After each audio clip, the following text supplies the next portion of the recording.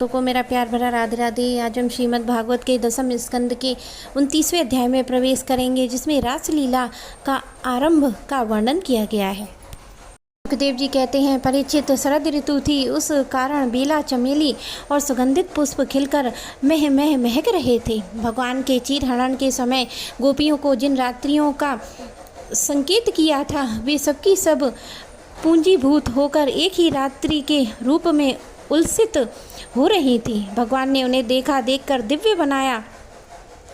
गोपियां तो चाहती थीं कि अब भगवान ने भी अपनी अनित्य महाशक्ति योग माया के सहारे उन्हें निमित्त बनाकर रसमयी रास क्रीड़ा करने का संकल्प किया।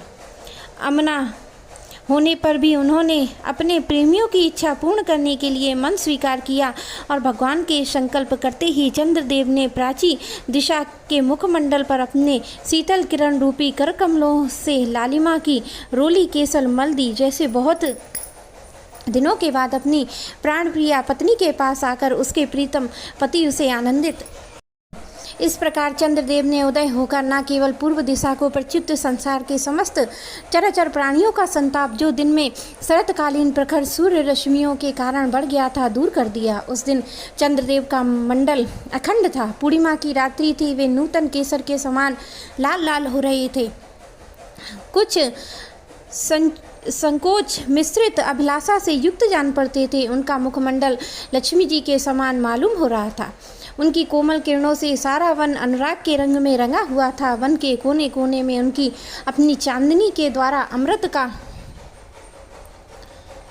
समुद्र उड़ेल दिया था। भगवान श्री कृष्ण ने अपने दिव्य उज्ज्वल रस के उद्दीपन से पूरी सामग्री उन्हें उस वन को देकर अपनी बांसुरी पर ब्रज सुंदरियों के मन को हरण करने वाली काम बीज क्ली की स्पष्ट एवं मधुर तान छेड़ी। भगवान का वह वंशी वादन भगवान के प्रेम को, उनके मिलन की लालसा को अत्यंत उकसाने वाला था, बढ़ाने वाला था। यूँ तो श्याम सुंदर ने पहले से ही गोपियों के मन को अपने वश में कर रखा था।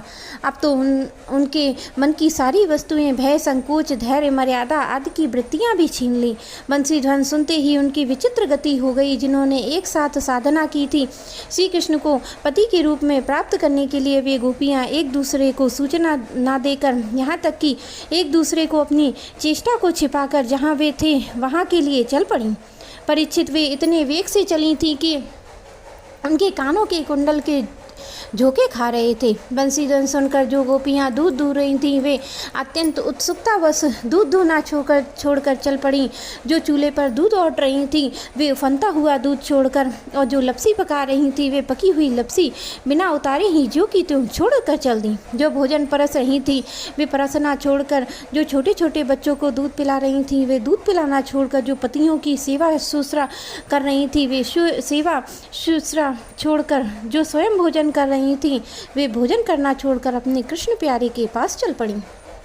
कोई कोई गोपी अपने शरीर में अंगराग, चंदन और उपटन लगा रही थी, और कुछ आंखों में अंजन लगा रही थी। वे उन्हें छोड़कर तथा उल्टे पुल्टे वस्त्र धारण कर श्री कृष्ण के पास पहुंचने के लिए चल पड़ी। पिता और पतियों ने, भाई और जाति बंधुओं ने उन्हें रोका, उनकी मंगलमयी प्रेम यात्रा में विघ्न डाला, परंतु वे इतनी मोहित हो गईं कि उनके रोकने पर भी ना रुक सकी। रुकती कैसे? विश्व मोहन श्री कृष्ण ने उनके प्राण, मन, आत्मा कुछ का अपहरण जो कर लिया था। परीक्षित, उस समय गोपियाँ घरों के भीतर थीं। उन्हें बाहर निकलने का मार्ग ही न मिला। तब उन्होंने अपने नेत्र मूंद लिए और बड़ी तन्मयता से श्री कृष्ण के सौंदर्य, माधुर्य और लीलाओं का ध्यान करने लगीं। चित अपने प्रिय प्रीतम श्री कृष्ण के असम्य विरह की तीव्र वेदना से उनके हृदय में इतनी व्यथा, इतनी जलन हुई कि उनसे जो कुछ शुभ अशुभ संस्कारों का लेस मात्र अवशेष था, वह भस्म हो गया। इसके बाद तुरंत ही ध्यान लग गया। ध्यान में उनके सामने भगवान श्री कृष्ण प्रकट हो गए। उन्होंने मन ही मन बड़े प्रेम से, बड़े आवेग से उनका आलिंगन किया, और उस समय उन्हें इतना सुख, इतनी शांति मिली, सब के सब पुण्य के संस्कार एक ही साथ क्षीण हो गए। परिचित, यद्यपि उनका उस समय श्री कृष्ण के प्रति जार भाव भी था, तथापि कहीं सत्य वस्तु की भाव की अपेक्षा रखती थी। उन्होंने जिनका आलिंगन किया, चाहे किसी भी भाव से किया हो, वे स्वयं परमात्मा ही तो थे। इसलिए उन्होंने पाप पुण्य कर्म के परिणाम से बने हुए गुणमय शरीर का परित्याग कर दिया। भगवान की लीला में सम्मिलित होने के योग्य दिव्य अपाकृत्य शरीर प्राप्त कर लिया और इस शरीर से भोगे जाने वाले कर्म बंधन तो ध्यान के समय ही छिन्न भिन्न हो चुके थे। राजा परीक्षित ने पूछा, भगवान गोपियाँ तो भगवान श्री कृष्ण को केवल अपना परम प्रीतम ही मानती थीं, उनका उनमें ब्रह्म भाव नहीं था। इस प्रकार उनकी दृष्टि प्राकृतिक गुणों में भी आसक्त दिखती है। ऐसी स्थिति में उनके लिए गुणों के प्रवाह रूप इस संसार की निवृत्ति कैसे संभव हुई? श्री सुखदेव जी कहते हैं, परीक्षित, मैं तुमसे पहले ही कह चुका हूँ कि चेदीराज शिशुपाल भगवान के प्रति द्वेष भाव रखने पर भी अपने प्राकृत्य शरीर को छोड़कर अपाकृत्य शरीर से उनका पार्षद हो गया। ऐसी स्थिति में जो समस्त प्रकृति उनके गुणों से अतीत भगवान श्री कृष्ण की प्यारी हैं और उनसे अनन्य प्रेम करती हैं, वे गोपियाँ उन्हें प्राप्त हो जाएं। इनमें कौन सी आश्चर्य की बात है? परीक्षित, वास्तव में भगवान प्रकृति संबंधी वृद्धि विनाश प्रमाण प्रमेय और गुण भाव से रहित हैं। वे अचिंत्य अनंत अप्रकृत्य परम कल्याण स्वरूप गुणों के एकमात्र आश्रय हैं। उन्होंने ये जो अपने को अपनी लीलाओं को प्रकट किया है, उनका प्रयोजन केवल इतना ही है कि जीव उसके सहारे अपने परम कल्याण का संपादन करे। इसलिए भगवान से केवल संबंध हो जाना चाहिए। वह संबंध चाहे जैसा हो, काम का, क्रोध का हो या भय का हो, स्नेह या सौहार्द का हो, चाहे जिस भाव से भगवान में नित्य निरंतर अपनी वृत्तियां जोड़ दी जाएं, वे भगवान से ही जुड़ी रहती हैं। इसलिए वृत्तियां भगवानमय हो जाती हैं। उस जीव को भगवान की ही प्राप्ति होती है। परीक्षित, तुम्हारी जैसे परम भागवत भगवान का रहस्य जानने वाले भक्तों को श्री कृष्ण के संबंध में ऐसा संदेह नहीं करना चाहिए। योगेश्वरों के भी ईश्वर अजन्मा भगवान के लिए भी यह कोई आश्चर्य की बात है। अरे, उनके संकल्प मात्र से, भवों के इशारे से ही सारे जगत का परम कल्याण हो सकता है।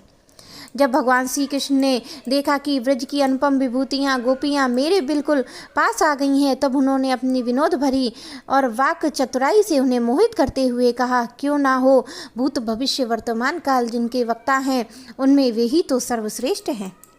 भगवान श्री कृष्ण ने कहा, महाभाग्यवती गोपियाँ, तुम्हारा स्वागत है। बतलाओ, तुम्हें प्रसन्न करने के लिए मैं कौन सा काम करूँ? ब्रज में तो सब कुशल मंगल है ना? कहो, इस समय यहाँ आने की क्या आवश्यकता पड़ गई? सुंदर गोपियों, रात का समय है, यह स्वयं ही बड़ा भयावना होता है और इसमें बड़े बड़े भयाव जीव जंतु इधर उधर घूमते रहते हैं। अतः तुम सब तुरंत ब्रज में लौट जाओ। रात के समय जंगल में स्त्रियों को नहीं रुकना चाहिए। तुम्हें ना देखकर तुम्हारे माँ बाप, भाई बंधु, माता पिता, पति पुत्र और ढूंढ रहे होंगे। उन्हें भय में ना डालो। तुम लोगों ने रंग बिरंगे पुष्पों से लदे हुए इस वन की शोभा को देखो। पूर्ण चंद्रमा की कोमल रश्मियों से रंगा हुआ है, मानो उन्होंने अपने हाथों से चित्रकारी की हो। यमुना जी के जल का स्पर्श करके बहने वाले शीतल जल मंद मंद गति से हिलते हुए ये वृक्षों के पत्ते तो इस वन की शोभा और भी बढ़ा रहे हैं। परंतु अब तो सब कुछ देख ही लिया है। सतियों, अब देर मत करो। अब शीघ्र से शीघ्र ब्रज में लौट जाओ। अपने पतियों की सेवा सुसरा करो। देखो, तुम्हारे घर के नन्हे नन्हे बच्चे गौवें बछड़े रो रहा रहे हैं, उन्हें दूध पिलाओ, गौवें दुओ। अथवा यदि मेरे प्रेम में परवश होकर तुम लोग यहाँ आई हो तो इसमें कोई अनुचित बात नहीं हुई है। ये तुम्हारे योग्य ही है, क्योंकि इस जगत के पशु पक्षी सब मुझसे प्रेम करते हैं, मुझे देखकर प्रसन्न होते हैं। कल्याणी गोपियों, स्त्रियों का परम धर्म यही है कि वे पति और उसके भाई बंधुओं को निष्कपट भाव से सेवा करें, संतान का पालन पोषण करें। जिन स्त्रियों को उत्तम लोक प्राप्त करने की अभिलाषा हो, वे पति को छोड़कर और किसी भी प्रकार के पति का परित्याग ना करें। भले ही वह बुरे स्वभाव वाला हो, भाग्यहीन हो, वृद्ध हो, मूर्ख हो, रोगी हो, निर्धन क्यों ना हो। कुलीन स्त्रियों के लिए जार पुरुषों की सेवा सब तरह से निंदनीय ही है। इससे उनका परलोक बिगड़ता है, स्वर्ग नहीं मिलता है, इस लोक में अपयश होता है। यह कुकर्म स्वयं तो अत्यंत तुच्छ क्षणिक है, इसमें प्रत्यक्ष वर्तमान में कष्ट ही कष्ट है। मोक्ष आदि की तो बात कौन करे, यह साक्षात परम भय नरक आदि का हेतु है। गोपियाँ, मेरी लीला गुणों के श्रवण से, रूप के दर्शन से, उन सब के कीर्तन और ध्यान से मेरे प्रति जैसे अनन्य प्रेम की प्राप्ति होती है, वैसे ही प्रेम की प्राप्ति पास रहने से नहीं होती है। इसलिए तुम लोग अभी अभी अपने घर लौट जाओ। श्री सुखदेव जी कहते हैं, परीक्षित, भगवान श्री कृष्ण का यह प्रिय भाषण सुनकर गोपियाँ उदास और खिन्न हो गईं। उनकी आशा टूट गई। वे चिंता के अथाह और अपार समुद्र में डूबने उतरने लगीं। उनमें बिंबा फल पके हुए कुंदरू के समान लाल लाल अधर शोक के कारण चलने वाली लंबी लंबी गर्म सांसें सूख गए और उन्होंने अपने मुंह नीचे की ओर लटका लिए और पैर के नखों से धरती कुरेदने लगी। नेत्रों से दुख के आंसू बह बहकर काजल के साथ वृक्ष स्थल पर पहुंचकर वहां लगी हुई केसर को धोने लगे। उनका हृदय दुख से इतना भर गया कि वे कुछ बोल ना सकी, चुपचाप खड़ी रह गईं। गोपियों ने अपने प्यारे श्याम सुंदर के लिए सारी कामनाएं, सारे भोग छोड़ दिए। श्री कृष्ण ने उनका अत्यंत अनुराग प्रेम, परम प्रेम था। जब उन्होंने अपने प्रीतम श्री कृष्ण की ये निष्ठुरता भरी बातें सुनी तो बड़ी अप्रिय सी मालूम हो रही थी। तब उन्हें बड़ा दुख हुआ। आंखें रोते रोते लाल हो गईं, आंसुओं के मारे रुंध गईं। उन्होंने धीरज धारण करके अपनी आंखों के आंसू पोंछे और प्रिय प्रणय कोप के कारण वे गदगद वाणी से कहने लगी। गोपियों ने कहा, प्यारे श्री कृष्ण, तुम घटघट व्यापी हो, हमारे हृदय की बात जानते हो। तुम्हें इस प्रकार निष्ठुरता भरे वचन नहीं कहने चाहिए। हम सब कुछ छोड़कर केवल तुम्हारे चरणों में ही प्रेम करती हैं। इसमें संदेह नहीं है कि तुम स्वतंत्र और हठीले हो, तुम पर हमारा कोई वश नहीं है। फिर भी तुम अपनी ओर से जैसे आदि पुरुष भगवान नारायण कृपा करके अपने मुमुक्ष भक्तों से प्रेम करते हैं, वैसे ही हमें स्वीकार कर लो। हमारा त्याग मत करो। प्यारे श्याम सुंदर, तुम सब धर्मों का रहस्य जानते हो। तुम्हारा यह कहना कि अपने पति पुत्र भाई बंधु की सेवा करना ही स्त्रियों का स्वधर्म है, अच्छा रसा ठीक है, परंतु इस उपदेश के अनुसार हमें तुम्हारी ही सेवा करनी चाहिए, क्योंकि तुम सब उपदेशों के पद चरम लक्ष्य हो, साक्षात भगवान हो। तुम ही समस्त शरीरधारियों के सुहद हो, आत्मा हो, परम प्रीतम हो। आत्मज्ञान से निपुण महापुरुष तुमसे ही प्रेम करते हैं, क्योंकि तुम नित्य प्रिय अपने में ही आत्मा हो। अनित्य दुखद पति पुत्रादि से क्या प्रयोजन है। परमेश्वर इसलिए हम पर प्रसन्न हो, कृपा करो कमल नयन। चिरकाल से तुम्हारे प्रति पाली पोसी आशा अभिलाषा को लहलाती लता का छेदन मत करो। मनमोहन, अब तक हमारा चित्त घर के काम धंधों में लगता था, इसी से हमारे हाथ में भी उनमें रमे हुए थे, परंतु तुमने हमारे देखते देखते हमारा वह चित्त लूट लिया है। इसमें तुम्हें कोई कठिनाई भी नहीं उठानी पड़ी है। तुम तो सुख स्वरूप हो ना, परंतु अब तो हमारी गतिमति निराली हो गई है। हमारी ये पैर तुम्हारे को छोड़कर एक पग भी हटने के लिए तैयार नहीं हट रहे हैं। फिर हम ब्रज कैसे जाएं? और यदि वहां जाएं भी तो क्या करें? प्राण वल्लभ हमारी सखा, तुम्हारी मंद मंद मधुर मुस्कान, प्रेम भरी चितवन संगीत ने हमारे हृदय में तुम्हारे प्रेम मिलन की आग धधका दी है। उसे तुम अपने अधरों की रस धारा से बुझा दो, नहीं तो प्रीतम हम सच कहती हैं, तुम्हारी विरह व्यवस्था की आग से हम अपने शरीर को जला देंगी। ध्यान के द्वारा तुम्हारे चरण कमलों को प्राप्त होंगी। भूषण पुरुषोत्तम, तुम्हारी मधुर मुस्कान चारु चितवन से हमारे हृदय में प्रेम की मिलन की आकांक्षा की आग धधक रही है। हमारा रोम रोम उससे जल रहा है। तुम हमें अपनी दासी के रूप में स्वीकार कर लो, हमें अपनी सेवा का अवसर दो। प्रीतम, तुम्हारा सुंदर मुख कमल जिस पर घुंघराली अलके झलक रही हैं, तुम्हारे ये कमनीय कपोल जिस पर सुंदर सुंदर कुंडल अपना अत्यंत सौंदर्य बिखेर रहे हैं, तुम्हारे ये मधुर अधर जिनकी सुधा को भी लजाने वाली है, तुम्हारी यह नयन मनोहारी चितवन से तो मंद मंद मुस्कान से उल्लासित हो रही है। तुम्हारी ये दो भुजाएं जो शरणागतों को अभयदान देने में अत्यंत उदार हैं, और तुम्हारा ये वृक्ष स्थल जो लक्ष्मी जी के सौंदर्य की एकमात्र देवी का नित्य क्रीड़ा स्थल है। देखो, हम सब तुम्हारी दासी हो गई हैं। प्यारे श्याम सुंदर, तीनों लोकों को भी ऐसी कौन सी स्त्री है जो मधुर पद और आरोह अवरोह क्रम से विविध प्रकार की मूर्छनाओं से युक्त तुम्हारी बंसी की तान सुनकर इस त्रिलोक सुंदर मोहनी मूर्ति को, जो अपने एक एक बूंद सौंदर्य से त्रिलोकी को सौंदर्य का दान करती है, एवं जिसे गौ पक्षी वृक्ष हिरनी भी रोमांचित पुलकित हो जाते हैं, अपने नेत्रों से निहार कर आर्य मर्यादा से विचलित ना हो जाए। कुल कान और लोक लज्जा से त्याग कर तुम्हें अनुरक्त न हो जाए। हम तो यह बात छिपी नहीं है कि जैसे भगवान नारायण देवताओं की रक्षा करते हैं, वैसे ही तुम मंडल का भय और दुख मिटाने के लिए प्रकट हुए हो। तुम अपनी इन दासियों के वृक्ष स्थल और सिर पर अपने कोमल कर कमल रखे इन्हें अपना लो और हमें जीवन दान दो। श्री सुखदेव जी कहते हैं, परीक्षित, भगवान श्री कृष्ण सनकादिक योगियों शिवादि योगेश्वर के भी ईश्वर हैं। जब उन्होंने गोपियों की व्यथा व्याकुलता से भरी वाणी सुनी, तब उनका हृदय दया से भर गया।